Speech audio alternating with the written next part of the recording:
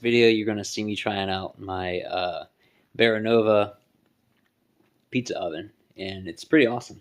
I like it.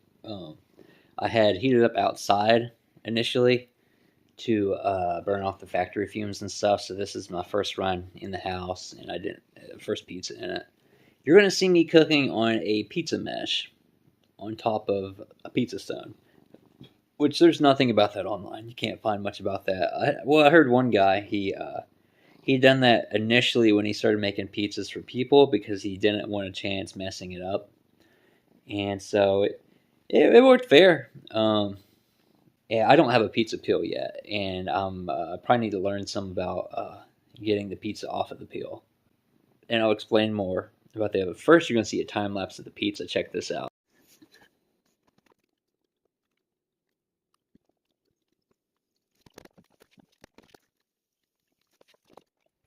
I'm going to do a review of the Beamnova 16-inch pizza oven. My latest obsessions with pizza, and so I was really excited to get this bad boy here. You see this brand? It's kind of obvious. You can look on.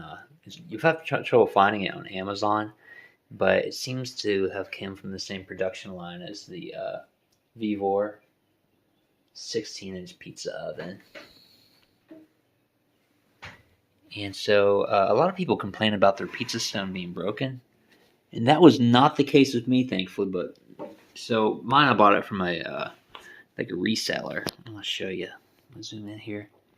See how that's not perfect? You're not going to have to worry about that because mine was damaged, and it went to a third party, and I fixed it. I opened it up, and I riveted that back corner back together. There's like a 1 centimeter opening there where the packaging had like slid and hit the back so hard. So the packaging with the pizza stone, I believe, slid and hit the back so hard that it busted a weld. But the pizza stone was intact, so I was pretty happy with that. Because of that, your results are going to vary. So I had it up to I had the dot on the 572 on both of the elements because you can control them independently, which is really nice. Yet, the thermometer is reading like 470 or so. So it could be because it's in that corner, or it could be something else. I don't know. But I went ahead and turned it up to like between the 572 and the 662. And for me, that's just and this thermometer is not even rated for that high, so I don't know if I'm getting up to temp and how much everything is a factor. There could be some. There is still some opening in that back wall, so I could have some heat escaping. But it's strange because the corners, it's not cat friendly. Cats don't need to be jumping on it. You won't jump on it, will you? It's emitting a lot of heat. I don't think you'd try. But so the back corners are. It could be losing some heat. However, it got to a temperature and it was kicking off the elements. How I had tried to hack like the home conventional oven to do this was, I would heat up to 425, for instance. I could have gone higher, and then I would put the pizza in, and then I'll crank it up to 450, and so that the elements would stay on. And I felt like that was giving me a pretty crispy crust, keeping the elements on. And also, when you think about it, the element kicking on and off is really unstable at first. Like there'll be some big swings, and then after a while, it stabilizes. Now, if you have a pizza stone, that kind of negates that some, but we're gonna see how the pizza turns out today. Yeah, it's been 45 minutes, and I can't. People online are saying with the stone it takes like 40 minutes to preheat. Now, without the stone, I'm sure it takes like no time at all, but you don't realize how much of an impact having something that retains heat like that does to the preheating. And so that was a source of confusion with someone I was using a cast iron pizza pan with. It just took so long to heat the oven up, it was insane. So here's my pizza. Why do I have it on a pizza screen? I was searching everywhere for one of these because they really make such a difference. For looking on eBay for like a 16-inch one, and I could find one for like $15. Like, it's kind of steep for a piece of, but Walmart has it. Strangely enough, I'm gonna show you another tool that Walmart has. Dollar Tree has this $1.25 store, and then so that's a dough scraper. And I believe this is called a dough chopper, if I can find it. The dough chopper looks like something that Shredder would be wielding from the Teenage Mutant Ninja Turtles. I'm eager to share this home pizza recipe with you guys because I'm gonna upgrade to that, and that's gonna be my prized intellectual property. But yeah, I was making some really decent pizzas on the home oven, so we'll see how this turns out today. I'm gonna let it preheat a little bit more. Yeah, we'll see. To throw this in, I went ahead and put it on the top. I'm just freaking out, thinking the cold metal might crack the pizza stone, but really it's just getting that thermometer out of the way, and yet being able to and then putting the pizza in. So we'll see how this goes.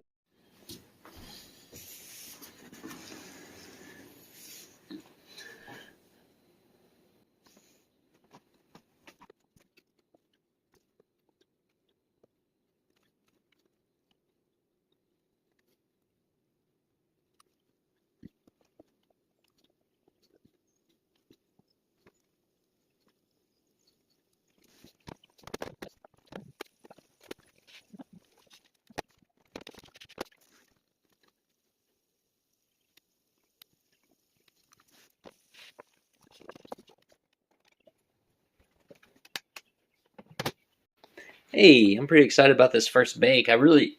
It's funny, one difference is I hear this cracking and popping. Hear it? It's still going on. When I was making it in the conventional oven here from the 60s, the most telling factor about when it was good and done, it wasn't the cheese that burned on the top, although that was present. It was just like gold, because it would stay pretty light. And I just started looking for that gold, and I'd do about 12.5 minutes, starting at 425 and turning it up to 450.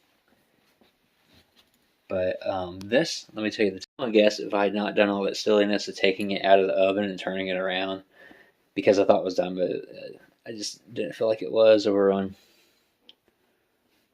this one side. Man, that is, heck yeah. I'm gonna say about 7 minutes on like, it was like virtually the highest setting on there. I thought it would be like 5 minutes, but it took about 7 minutes, I think. And if it were directly on the pizza stone, we'll find out here next week when I get my pizza peel. The cheapest pizza peel you can get that's a 16-inch that's perforated is $40. And I checked everywhere. I don't know. And so the pizza peel cost over what? The oven's like $210 or something new, but the pizza peel was quite a bit. So anyway, it's looking good. One thing, look at this topography. I don't think I had that much of an issue with the home oven. Got big air pockets in there. Okay. I don't know. It could have just been this cycle of the dough that I did, but who knows?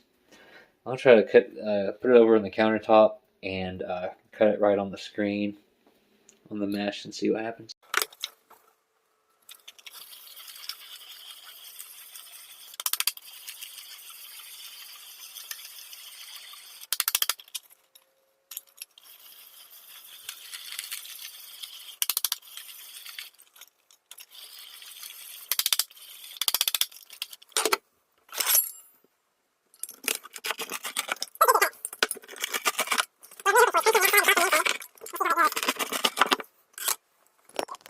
We have the flop test, which it's super sensitive in the beginning, so we're going to see if this does it right off the bat or not. It's looking fair. Gosh, I'm an amateur.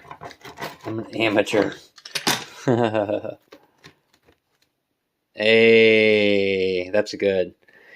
Give this 5 minutes, and it would be it'd be a lot even firmer than that. But that looks nice. Looks nice, man. All right, 1 bite test.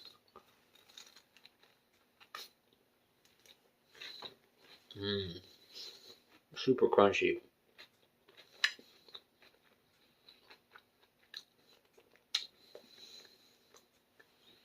It's nice. My dough recipe could use honed in some, but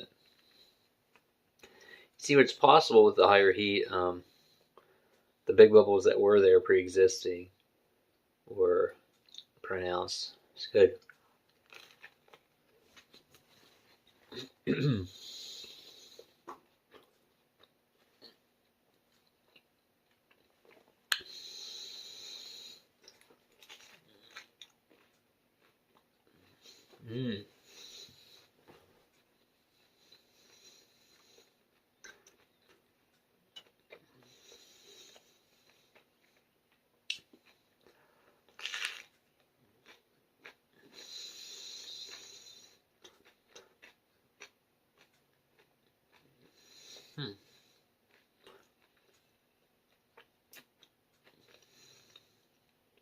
I can't say this is. I mean, this is close to the best pizza ever baked at home. What is it? So, what does it need? I need to get more moisture in the crust. This was a little bit of a dry dough that I made, but usually I make them too moist to where it's like pushing the limits.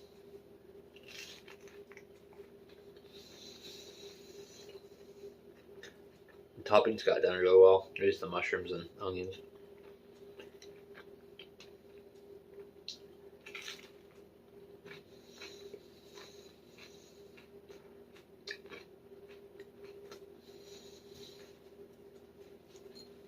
That's something I can't make audible crunches. Believe me, it's crispy though. It's a cool pattern on the inside. So this was a fair amount darker toward the inside than the outside. And I don't know if that was due to the it would have to be due to the stone getting hotter on the inside. Now the coil is like they feel. I do feel like they're spaced pretty well to cover the whole stone, but yeah, it was fine with that though. I mean, because if this part as a gradient gets crispier, then it's more likely to pass the flop test. Nice.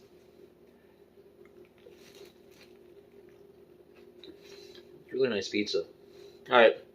Hope you enjoyed this. Let me know if you want to see me do some more cooks in that thing.